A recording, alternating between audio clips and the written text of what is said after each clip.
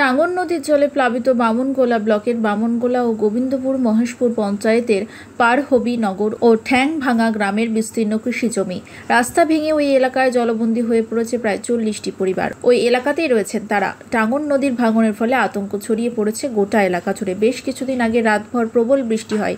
সেই বৃষ্টির পরেই নগর এলাকার রাস্তা ভেঙে যায়। নদীর ধারে বেশ কিছু জায়গায় ধস নামতে দেখা গিয়েছে বলেও জানা যায়।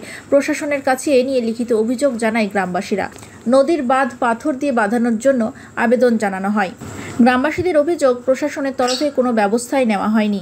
বাচ্চাদেরকে নিয়ে অনেক সমস্যায় পড়তে হচ্ছে তাদের স্কুল, কলেজ, হাসপাতালে চিকিৎসার জন্য রাস্তা বর্তমানে বন্ধ। বাজার পর্যন্ত বন্ধ হয়ে পড়ে রয়েছে। আর অল্প জলেই এলাকার বাড়িগুলি জলে ডুবে যায়। বরাবরই নদী ভাঙনের ফলে ঘর ছাড়া হচ্ছে গ্রামবাসীরা। এই নিয়ে একরাশ ক্ষোভ উগড়ে দিয়েছেন প্রশাসনের বিরুদ্ধে এলাকাবাসীরা। এ বিষয়ে বামনগোলার বিডিও মনোজিৎ রায় ক্যামেরার সামনে মুখ খুলতে নারাজ হলেও মৌখিকভাবে জানিয়েছেন, আমার কাছে লিখিত অভিযোগ জমা পড়েছে, খুব শীঘ্রই ব্যবস্থা নেওয়া হবে। আর বন্যা পরিস্থিতি নিয়ে আমরা পরিদর্শনে যাব।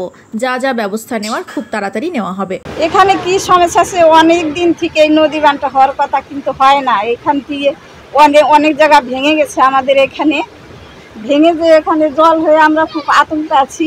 তাও প্রশাসন আমাদের কোনোদিন আমাদের হেল্প করেনি, কিন্তু দেখাশোনাই করলো না, এরকম করছে।